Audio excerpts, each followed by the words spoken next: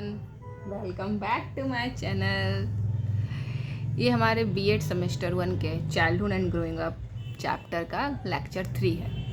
पहले 2 लेक्चर मेरे प्लेलिस्ट में है, आप लोग वहाँ से विज़िट कर सकते हैं। सेकेंड लेक्चर में डिस्कस किया गया था विकास एवं विकास के सिद्धांतों के बारे में। ये हमारा थर्ड लेक्चर है जिसमें आज हम डिस्कस करेंगे विकास के सिद्धांतों का शैक्षिक महत्व क्यों है, क्यों विकास के सिद्धांतों को एज अ टीचर हमें जानना ज़रूरी है। तो चलिए वीडियो शुरू करते हैं। फर्स्ट, सभी बालक एक जैसे नहीं होते। अर्थात जैसा कि हम लोगों ने देखा कि विकास जो है वो वातावरण और आनुवंशिकता पर डिपेंड करती है। इसीलिए हम किसी 2 व्यक्ति, चाहे वह ट्विंस ही क्यों ना हो, एक जैसे विकास की उम्मीद नहीं कर सकते हैं। इससे एज अ टीचर हमें मदद मिलेगा कि हम कभी भी 2 स्टूडेंट्स को कंपेयर ना करें, और ये भी साथ ही साथ ये भी जान सके कि अगर एक बच्चा सीखने में लेट कर रहा है, कोई जल्दी सीख रहा है, तो ये कोई बड़ी बात नहीं है। ये सब डिपेंड करता है उनके उनके आनुवंशिकता और वातावरण पे। तो सभी बालकों से एक जैसे विकास की आशा नहीं करनी चाहिए। जिस स्टूडेंट को जितनी क्षमता है हमें उसको उसी के अनुसार उम्मीद करनी चाहिए। अगर हम उससे ज़्यादा की उम्मीद करेंगे, अगर हम बच्चों से ज़्यादा की उम्मीद करेंगे तो उनमें अपूर्णता की भावना आ जाएगी।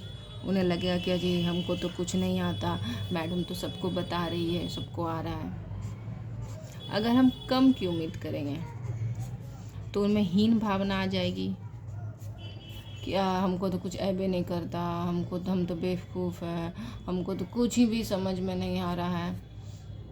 तो हमें विकास के सिद्धांतों को ध्यान में रखते हुए जितनी क्षमता है बच्चे में उसे उतना ही उम्मीद करनी चाहिए।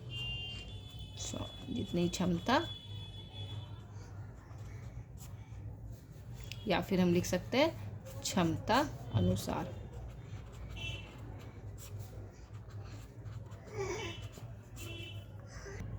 सेकेंड पॉइंट, चूँकि हम लोग विकास के सिद्धांतों को पढ़ चुके हैं, हमें पता है कि बच्चे कौन सी विकासात्मक कार्यों को कर सकते हैं।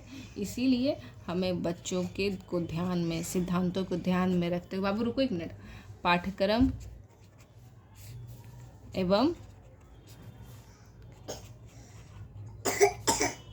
पाठ सहगामी क्रियाओं का चयन करना चाहिए।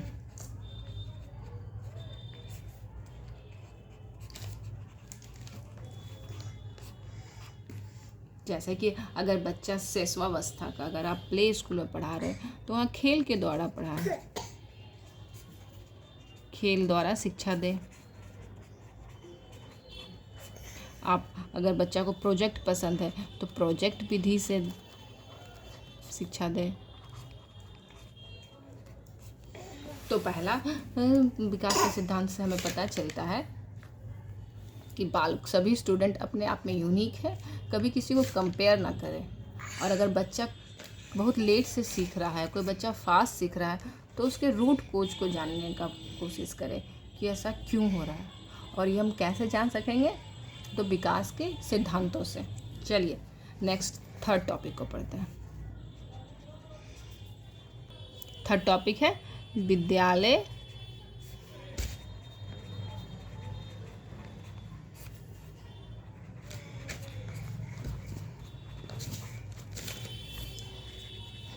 बाबू रुको, विद्यालय वातावरण को बेहतर बनाना। अर्थात चूँकि हमें पता है कि बच्चा सबसे अधिक समय अपने विद्यालय में बिताता है, इसीलिए विद्यालय के वातावरण को एज अ टीचर हमें बेहतर बनाना है, जिसमें बच्चा अच्छे से अच्छे घुल मिल सके और अपने फीलिंग को एक्सप्रेस कर सके। मेरा छोटा सा बाबू जो 12 मंथ का है, वो सो रहा था लेकिन अब उठ गया है तो मेरा मोबाइल छीन रहा है। फोर्थ पॉइंट, अंतर व्यक्तिगता का सिद्धांत। अर्थात एक व्यक्ति भी जरूरी नहीं कि सब विषय में अच्छा हो, उसका सभी विकास एक निश्चित समय पे हो। इसीलिए ये जरूरी नहीं कि एक बालक अगर मैथ में अच्छा हो तो वही स्टूडेंट साइंस में भी अच्छा हो।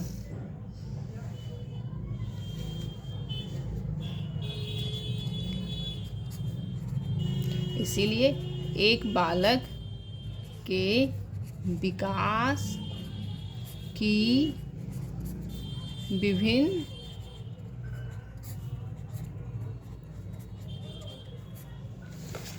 प्रकारों में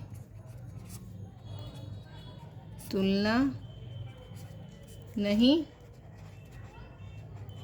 करनी चाहिए। ठीक है, समझ गए हम लोग? बाबू क्या कर रहा है? Okay, next 5th point. अगर किसी स्टूडेंट्स का डेवलपमेंट ही सही नहीं हो रहा है, वो राइट डायरेक्शन में नहीं जा रहा, तो ये भी आपको पता चल सकता है विकास के सिद्धांतों के द्वारा। यानी बालक का विकास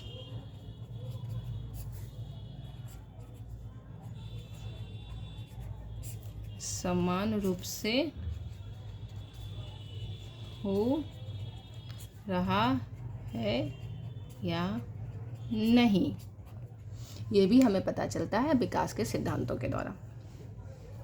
ये तो मैंने मोटा मोटा आप लोगों को सिर्फ समझाने के लिए बताया है। अगर एग्ज़ाम के पॉइंट ऑफ व्यू से आपको जानना है कि क्वेश्चन कैसे लिखे, तो मुझे कमेंट सेक्शन में कमेंट कीजिएगा। फिर मैं एक नेक्स्ट वीडियो बनाऊंगी जिसमें आप लोग को क्वेश्चन आंसर टाइप एक्सप्लेन करूंगी। देखिए मेरा बाबू उठ गया है और बाबू मेरा कॉपी पेन सारा चीज़ ले रहा है। बाबू हाय करो बाबू। बाबू ओके, तो अब हम लोग जानते हैं शैशवावस्था के बारे में।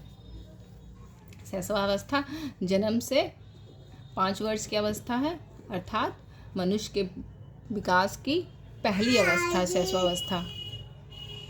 इसे सीखने का आदर्श काल कहा जाता है, सीखने का निर्माण काल कहा जाता है और सबसे महत्वपूर्ण अवस्था होती है।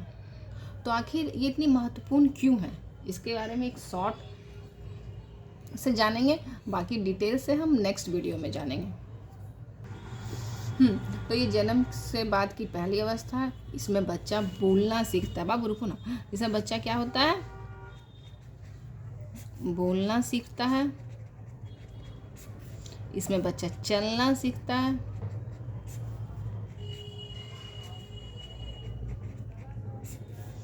इसमें बच्चा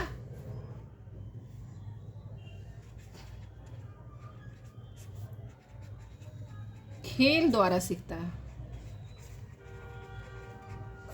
और इसमें बच्चा अनुकरण द्वारा सीखता है। जो कार्य, जो गतिविधि माता पिता या घर के अन्य सदस्य करते हैं, बच्चा उन्हें अनुकरण द्वारा सीखता है।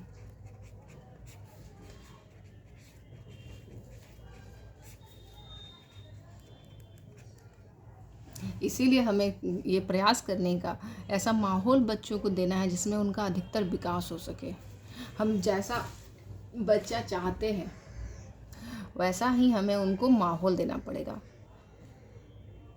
ओके, तो इसी के साथ ये है एंड इस वीडियो का। नेक्स्ट वीडियो में इसको फर्दर डिस्कस करेंगे। अगर आपको ये वीडियो अच्छा लगा है तो प्लीज़ चैनल को लाइक करें, शेयर करें एंड सब्सक्राइब करें। और अगर आपको कोई भी डाउट हो इससे रिलेटेड तो मुझे कमेंट सेक्शन में कमेंट करें। Till then bye bye. बाबू बाय। बाबू बाय बाय। बाय कर दो बाबू।